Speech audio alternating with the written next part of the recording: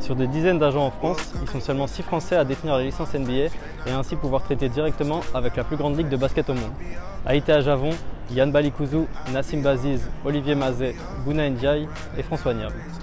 Nous avons eu l'occasion de rencontrer 3 d'entre eux, François Niam, Yann Balikouzou et Haïté Ajavon, pour mieux comprendre comment ils fonctionnent dans l'accompagnement des jeunes potentiels de leur début en France jusqu'à la NBA. Du Cameroun au Ratio Farm Ulm en passant par l'Adidas Eurocamp de Trévise, ces 3 agents ont un parcours bien distinct mais ont le point commun de s'être rapidement projetés vers la NBA pour atteindre le plus haut niveau et leurs ambitions. Au début des années 2010, seul Bouna Ndiaye, fondateur de Comsport, est titulaire de la licence NBA. Ce, avant que François Niam, Yann Balikouzou et Haïté Ajavon ne l'obtiennent en 2014 et 2015 et puissent ainsi traiter directement avec la NBA. On était les seuls avec lui à l'avoir, mais ça ne voulait pas dire qu'on était capable de faire du business NBA à cette époque-là. Et donc ça a amené juste on va dire une étiquette, le fait de dire voilà, on a ça, et si à un moment tu dois aller à ce niveau-là, on est capable de te représenter. Il n'est pas question que je recrute un joueur et qu'à un moment, je dise je passe le relais à quelqu'un d'autre parce que lui peut. Non, je veux faire les choses de A à Z. Dans ce travail de représentation, il y a une chose qui me plaît beaucoup, c'est la compétitivité. Et je garde la compétitivité un peu que tu peux retrouver sur le terrain en fait. Et le but, c'est toujours d'aller plus haut. Et aller plus haut, c'était quoi? C'est la NBA en fait. Aujourd'hui habitués à guider des jeunes potentiels vers le plus haut niveau, ces 3 agents s'en tiennent à un plan bien précis. Tout le process de A à Z a été fait, c'est-à-dire qu'aujourd'hui, je représente un jeune, j'estime qu'il a ce potentiel pour aller en NBA. Donc il y a plusieurs étapes. La première, c'est de définir un projet avec le joueur, bien évidemment, et ses proches. Ensuite, avec le club dans lequel il est. Et si tout le monde est sur la même longueur d'onde, là, on avance.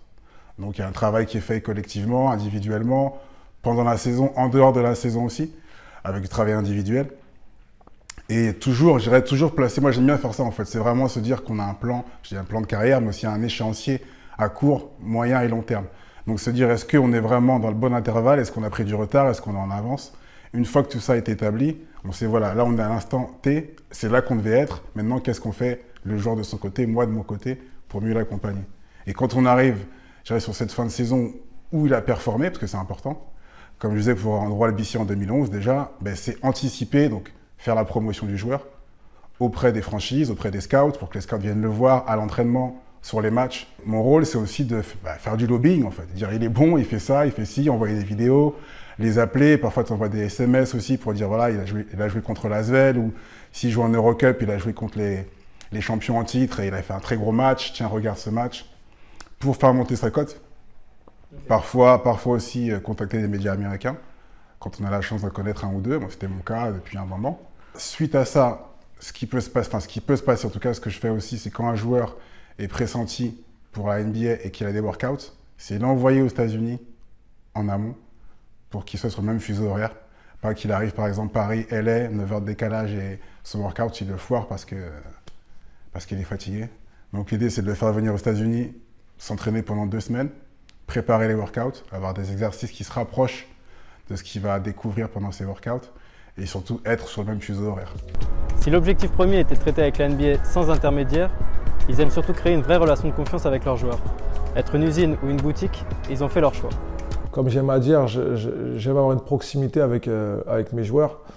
Je ne critique pas ce que font tous les autres agents, mais pas mal vont faire de la quantité plutôt que de la personnalisation. Moi, j'aime à dire que je suis un peu plus Hermès que Louis Vuitton. J'aime bien le côté artisanal et le côté personnalisé du travail. Relation de confiance, travail personnalisé et accompagnement poussé, ces 3 agents travaillent main dans la main avec leurs joueurs. Chaque joueur a envie d'être traité comme le LeBron James de son agence. Tu vois? Donc pour moi, c'est un point crucial, c'est un point super important. Donc je ne crois pas à la masse. 10 ans plus tard, ces 3 agents sont en contact permanent avec les décideurs de la NBA. Et si Victor Wembanyama a été drafté en première position en 2023, François Niam est celui qui accompagnait Joel Embiid en 2014. Donc j'ai vraiment été proche de cette famille, les accompagner dans du service, comme je dis, service à la personne full time. Et au mois de décembre de l'année 2013, il rentre dans les classements, dans les mock drafts, je crois dans le top 10, il doit être 7e. Et à partir du mois de janvier 2014, février, il était déjà projeté numéro 1 de la draft. Donc entre janvier et juin 2014, le gamin, ça fait 3 ans qu'il joue au basket. Moi, je raccroche les baskets en 2011 officiellement. Et en 2014, j'ai 2 joueurs NBA avec un premier choix de draft. Parce qu'on peut me dire ce qu'on veut aujourd'hui. Il s'est pété le pied 10 jours avant la draft, à son workout à Cleveland. Mais he was going number 1. Il allait être numéro 1 de la draft. Et c'est un agent français qui était avec lui. Et je pense qu'aujourd'hui, c'est intéressant que les gens le sachent parce que ça n'a jamais été communiqué. Moi, je n'ai pas besoin de faire du boucan par rapport à ça. Mais un agent français qui reprend un numéro 1 de draft en 2024, il y en avait un déjà en 2014, c'était 10 ans plus tôt. Voilà, après, il a fini 3e. Donc, statistiquement et de manière officielle, il n'était pas numéro 1. Voilà, mais je pense qu'en 2014, avoir un 3e choix de draft en tant qu'agent français, de mémoire, c'était le plus haut classement d'un agent français. 6 ans plus tard, c'est un autre agent français qui a battu le record du plus haut choix de draft pour un joueur français. En 2020, Yann Balikouzou est celui qui représentait Killian Hayes, drafté en 7e position par les Detroit Pistons. Je l'ai fait, tu vois, sans me jeter des fleurs, je l'ai fait avec Killian Hayes, qui était le joueur français le plus haut drafté à l'époque. Ça prouve bien que c'est possible. Après, il faut avoir un plan en place, il faut savoir ce que tu fais. Moi, il faut savoir qu'au moment où j'ai Killian, dans ce job d'agent, j'ai adopté une position d'étudiant, on va dire. Okay. C'est-à-dire que j'ai fait beaucoup de benchmark sur les agences, notamment sur les agences qui étaient plus des boutiques à taille humaine, les agences américaines, savoir les stratégies qu'elles développaient pour exister parmi les gros. Tu vois. Et donc, j'ai pas mal étudié aussi pas mal de stratégies de draft et autres, justement pour pouvoir être prêt. Et ça a apporté ses fruits, tout simplement. S'il ne représente pas de joueurs à l'heure actuelle en NBA, Haïté Ajavon était derrière la montée en puissance d'Andro Albissi au début des années 2010. À cette époque-là, je connaissais un ou deux scouts, pas plus, quoi, mais vraiment très très peu. Et je me souviens, c'était assez marrant parce que je marchais, et il y a un gars qui vient me taper sur l'épaule et il me dit « T'es bien l'agent d'Andro Albissi ?» Je dis « Ouais ». Il me dit « Ouais, je suis assistant GM, je crois que c'était Atlanta, assistant GM d'Atlanta, et voilà, on a beaucoup aimé ce qu'il a fait, on aimerait faire un entretien avec toi, avec lui et discuter un peu, quoi. Et ça a commencé comme ça s'est enchaîné, l'année 2010, enfin la saison 2010-2011 a été vraiment exceptionnelle pour lui, pour moi. Et suite à ça, mai 2011, printemps 2011, on part aux États-Unis avec lui. Et là, ça a commencé vraiment, il a eu tous ses workouts, il a eu 5-6 workouts. C'est également lui qui a fait signer Alpha Kaba à Gaziantep, ce qui lui a permis d'être élu MVP de la saison en Turquie et invité à la Summer League 2022 par les Atlanta Hawks. Le plus récemment, c'était Alpha Kaba en 2022. Donc, comment ça s'est passé? C'était assez sympathique l'histoire parce que ses droits appartenaient toujours aux Hawks. Sauf que les Hawks avaient oublié. Okay. C'était assez folklorique. Donc janvier 2022, je contacte l'assistant GM pour lui dire voilà, Alpha fait un début de saison qui est très très fort. À mon sens, s'il continue, il finira MVP. Et lui, c'était Alpha qui en fait? Tu vois, j'ai dit Alpha Kaba, t'as les droits et tout. Et il me rappelle 2-3 jours après, il me dit effectivement. Effectivement.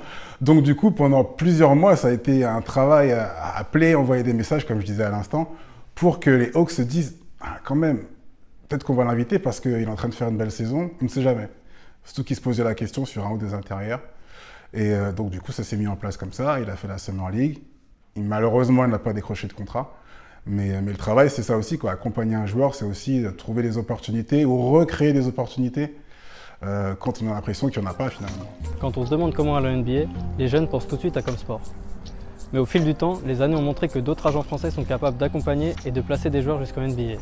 C'est une agence qui est là depuis un moment, évidemment. Ils ont de l'ancienneté. Donc, quand on a de l'ancienneté, forcément, on a eu le temps de bâtir des relations avec pas mal de monde. Il y a un turnover qui se crée au bout d'un moment. Ça, c'est mathématique. Mais je veux dire, ils ont suffisamment d'ancienneté pour pouvoir avoir un réseau étendu. Mais dans l'absolu, quand on voit par exemple la dernière draft, Reza Shea, il n'est pas avec eux, Sarr, il n'est pas avec eux, Paco Mdadié, il n'est pas avec eux, Noah Penda n'est pas avec eux, Nolan Traoré non plus, Noah Sengue. Enfin, je veux dire, aujourd'hui, je pense que les gens se rendent de plus en plus compte qu'il y a d'autres avenues, comme on dit, pour pouvoir atteindre cet objectif. Et puis je pense que la question de la quantité aussi se pose. Beaucoup de gens vont se poser la question de savoir est-ce que si je suis dans une agence où il y a 300 mecs, j'aurai le même service que si je suis dans une agence où il y a 20 mecs. En tout cas, moi en tant que joueur, c'est ce que je me suis souvent posé comme question. Est-ce que je vais là où j'aurai un service un peu plus à la personne ou est-ce que je vais être juste un numéro parmi tant d'autres? Aujourd'hui, je suis désolé, Victor Wembanyama, ma mère de 78 ans qui connaît rien au basket, je pense qu'elle aurait pu le gérer. C'est comme un Kylian Mbappé, c'est des ovnis qui font que de toute façon, peu importe qui est à côté d'eux, au final, les choses vont venir à eux. Au-delà de placer des joueurs jusqu'en NBA, ces agents français se sentent vraiment respectés aux États-Unis. De mon côté, je me sens vraiment respecté. Et pourtant, aujourd'hui, je ne représente aucun joueur en NBA. Et il y a un vrai échange, une vraie relation. Quand ils viennent à Paris, on se voit, parfois même juste pour aller boire un verre, quoi. Parce que je pense qu'il y a cette mentalité aussi où ils se disent, on ne sait jamais. Je pense qu'ils m'apprécient, mais ça reste un business, hein, on ne va pas se mentir. Donc ils se disent, on ne sait jamais. Il y a eu un moment où il a représenté quand même un ou deux gars qui étaient intéressants. Ça ne l'a pas fait jusqu'au bout, mais du jour au lendemain, ça peut basculer. Et peut-être que dans 6 mois, il m'appelle et qu'il représente un lottery pick, quoi. Tout est possible. Donc il y a un vrai respect aujourd'hui. Ouais. Un respect pour les agents, mais aussi et surtout pour le basket français dans sa globalité. Aujourd'hui, la France, on va dire, est respectée mondialement dans le basket et surtout aux yeux de la NBA qui voit la France comme un vivier exponentiel de talent. Et on a pu le voir, ils mettent de plus en plus de choses en place en France pour développer cette relation, on va dire, US-France. Donc le respect, je pense qu'il est là déjà en partie par rapport à ça. Puis ensuite, c'est comme dans tout, hein, les gens ils vont vous respecter, plus ils vont vous voir et plus ils vont vous voir sur la durée. La réalité, c'est que c'est le joueur qui fait l'agent. Il y a beaucoup d'agents qui diront l'inverse parce qu'ils ont besoin de se mettre en lumière. Mais moi, aujourd'hui, je sais que tant qu'on a le joueur, on aura les entrées. Ce qui les rassure, c'est, je pense que déjà, ils aiment le fait que le basket FIBA soit une autre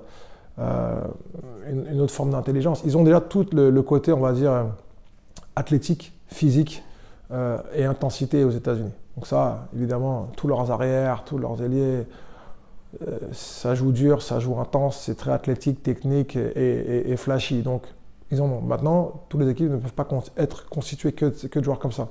Ce qu'ils aiment avec la France et l'Europe en général, c'est que c'est une formation beaucoup plus académique dans le basket, fondamentaux, maîtrisés. On apprend aux gamins à jouer au basket. Si je parle d'un joueur comme Noah, par exemple, aujourd'hui, c'est ce qui est standard chez lui. Tout le monde me dit, mais il a un QI exceptionnel.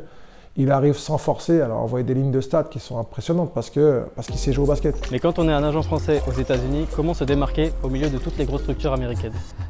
Ce qui compte réellement aux yeux des jeunes français et de leur famille, c'est un peu l'image que tu as, quoi. Et l'image, et je dirais tes réalisations aussi. C'est-à-dire que l'image qu'ils peuvent avoir de tes réalisations. C'est-à-dire que si ils ont le sentiment que tu as fait quelque chose de grand, à tort ou à raison, qu'ils ont pu le voir, là ils auront confiance. Donc avoir la licence NBA ou pas, s'il n'y a pas un background qui atteste que j'ai fait ces choses-là, pas que je peux les faire, mais que j'ai fait ces choses-là, les jeunes sont très peu réceptifs.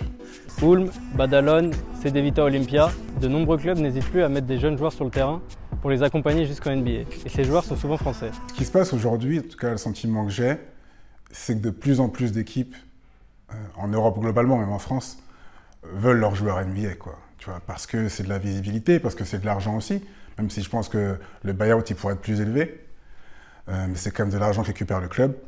Et ça crée une certaine attractivité aussi pour d'autres jeunes. Donc c'est un projet qui peut après se répéter et peut-être se pérenniser pour les différents clubs. Donc tout le monde, beaucoup de clubs veulent ça. Ce qui crée des passerelles et des opportunités pour beaucoup de jeunes. Et aujourd'hui, si l'opportunité se présente, fondamentalement, oui, je le ferai. L'opportunité d'Ulm, elle s'est présentée comme ça. C'était sur le cas de Kylian. À Cholet, le coach de Cholet, Herman Kunter, avait annoncé qu'il ferait moins jouer l'année de la draft. Donc pour nous, c'était hors de question parce qu'à la base, avec Cholet, on avait un plan. Le plan, c'était que la première année, Kylian soit backup, la deuxième année, donc l'année de la draft, qu'il soit titulaire. Et là, on nous annonce qu'il va être backup encore. Donc le plan n'était plus tenu. Et même la première année, le plan n'a pas été totalement tenu. Donc l'idée, c'était de se dire, ok, on va voir ailleurs. Le but, c'était qu'il reste en France. Mais le problème, c'est qu'il y a eu cette histoire de suspension. Et donc, on s'est dit, la suspension, étant donné qu'elle est sur la France, il faut regarder ailleurs. J'avais pas spécialement envie de regarder ailleurs. On avait un club turc d'Euroleague qui le voulait, mais pour moi, c'était hors de question qu'il aille en Euroleague, parce qu'en Euroleague, il n'y a pas beaucoup de temps de jeu. Donc l'idée, c'était de se dire un club de BCL ou un club d'Eurocup. J'avais ciblé certains championnats, ciblé certains clubs qui pouvaient faire jouer un jeune. Et donc là, j'ai commencé à contacter, je crois que j'avais une liste d'une dizaine de clubs. Et là, Ulm me rappelle tout de suite. On avait déjà fait 1 ou 2 deals sur des ricains quelques années avant, donc on se connaissait un petit peu. Il m'appelle, il me dit, Yann, écoute, on cherche un meneur pour un gros budget, on voulait vraiment que ce soit notre plus gros joueur. Mais là, il se trouve qu'on va développer un projet jeune. La saison prochaine, on va ouvrir une académie. Et avoir un joueur qui est dans son année de draft, pour nous, ça peut être intéressant justement pour lancer ce projet jeune. On a un nouveau coach, Jaka Lakovic. Et donc là, je commençais à me dire, ok, grand joueur d'Euroleague, Kylian meneur de jeu, ça peut être intéressant. Et il me dit, dans ce cas-là, on prendrait Kylian et on mettrait un gros budget sur un poste 3. Et même si on sait qu'avec un gros meneur de jeu, on aurait peut-être fini au classement 2e ou 3e, qu'avec Kylian, on va peut-être finir 5e ou 6e, pour nous, c'est beaucoup plus intéressant de montrer qu'on est capable de développer des jeunes joueurs. Ça, c'est un discours que tu n'entends pas en France. Tu vois? Et donc, pour moi, c'est devenu un no-brainer. Donc, je me suis dit, OK, le truc est clair. Donc, c'est marrant, j'appelle Kylian, je lui en parle. Et il me dit, oh, mais l'Allemagne, je sais pas, et tout ça. Je lui dis, écoute, j'ai eu le GM, j'ai eu le coach derrière aussi, qui m'a dit qu'il connaissait très bien Kylian parce qu'il était sur les équipes de slovènes de jeunes et qu'il a vu à le scouter. Il m'a dit ce qu'il voulait mettre en place pour lui dans le jeu. Je trouvais ça super cohérent. Et j'ai dit à Kylian, je dis, écoute, parle au coach. Donc, le coach l'appelle. Je crois que 2 heures après, Kylian m'appelle. Il me dit, c'est bon, on y va. Il m'a dit, c'est bon. Donc, finalement, ça s'est fait comme ça. Aujourd'hui basé à Orlando, l'agent français a également placé à Ulm Pacom Dadier, drafté en NBA par les New York Knicks, mais également Noah Essengue, dont la cote ne fait que monter. Je vais même donner un scoop. À la base, on voulait l'envoyer à Chalon-sur-Saône en Pro B. Parce qu'on s'est dit, de la N1, aller tout de suite dans une première division, la marche est trop haute. Mais aller dans une équipe de Betclic pour aller jouer en espoir, ça ne sert à rien du tout, c'est un pas en arrière. L'idée, c'était d'avoir un niveau intermédiaire. Et le niveau intermédiaire, on le retrouvait avec un club de Pro B. Mais dans mes prérequis, pour un prospect NBA, j'aime aller trouver un club qui a déjà sorti des joueurs NBA, qui connaît le process, qui a déjà travaillé sur du développement et autres. Et Chalon cochait toutes les cases. Le problème, c'est qu'ils sont montés. Le problème, c'est qu'ils sont montés cette année-là. On a parlé avec eux dès le mois de février, en fait. Mais le problème, c'est qu'ils sont montés. Et ils ont un très bon formateur en Romain Chenot. Ils sont montés. On a eu à discuter un petit peu avec l'Asvel, avec Bourg-en-Bresse. Et finalement, ça n'a pas collé. On a parlé avec des clubs étrangers. Il y a eu Ulm, mais pas que. Il y a Barcelone et Valence. On est allé visiter Valence. Il lui proposait uniquement de jouer avec l'équipe réserve en 3e division. Et les entraînements avec l'équipe première n'étaient pas garantis. Et à Ulm, c'était le même projet que Pacom. Parmi les clubs les plus investis dans le développement des jeunes vers la NBA, Ulm est en pole position. Et si la connexion entre le club allemand et les joueurs français fonctionne si bien, ce n'est pas pour rien. Et pourquoi j'ai eu à amener d'autres joueurs là-bas, c'est qu'à Ulm, ils disent ce qu'ils font, ils font ce qu'ils disent. Et ça, tu ne le retrouves pas partout. Et je te mets au défi de me donner un club en Europe qui est capable de faire jouer, comme cette saison, 2 joueurs de 18 ans dans son 5 majeur, qui sont peut-être 2 de ses joueurs les plus importants. Il n'y en a pas. Il n'y a pas d'équivalent. Quand tu ajoutes à ça l'outil de travail qu'ils ont avec l'académie, je t'invite à y aller un jour. Avec le trainer qui est là, H24 pour les joueurs, qui peuvent aller H24 s'entraîner, il n'y a pas de comparaison en Europe. Je vais te donner un autre exemple. Kylian, quand il arrive à Ulm, au début, je crois que sur les 10 premiers matchs, il doit être à un peu moins peut-être, mais il doit être à 6 ou 7 balles perdues de moyenne. En France, il aurait été rétrogradé tout de suite. Il aurait perdu du temps de jeu. Le coach le pourrissait tous les jours, mais il jouait toujours. Ils se sont tenus au plan. Et derrière, il a passé le cap. Tu vois, et ça, je ne suis pas sûr de le retrouver ailleurs. Ces 3 agents ont beaucoup de vécu et de l'expérience, mais ne sont pas les plus médiatisés. Et pourtant, ils savent exactement comment ça marche. En tout cas, on fait un métier de l'ombre. Il y a plein de choses qu'on fait au quotidien, et notamment pendant la période du mercato. Et les joueurs ou leurs proches s'imaginent que rien n'est fait ou peu de choses sont faites. Mais tous les appels, on parlait de NBA ou d'Europe, tous les appels avec les scouts, les messages envoyés. Comme je disais, je suis parti en Allemagne pendant 2 jours cette semaine. Personne n'est au courant. Et j'ai remarqué en plus que quand tu ne postes pas sur les réseaux, pour les gens, tu ne travailles pas. J'ai commencé vraiment à être actif je dirais fin 2021. Et là, j'ai remarqué qu'il y avait même des joueurs de l'agence qui me disaient « Ah, mon agent, il travaille, là. Mon agent, il travaille. » Mais en fait, je l'ai toujours fait. Sauf que je ne suis pas du style à à poster toute ma vie sur les réseaux. Mais tu te rends compte que dès que tu le fais un peu, que tu es dans un avion, tu es dans le train, que tu vas là, qu'ils te voient dès que tu mets qu'aujourd'hui tu es à Berlin et dans 3 jours tu es à Paris et après tu es à Munich ou Barcelone, ils disent ah ouais, mon agent il bosse. Et malheureusement, même si on n'aime pas ça, c'est indispensable.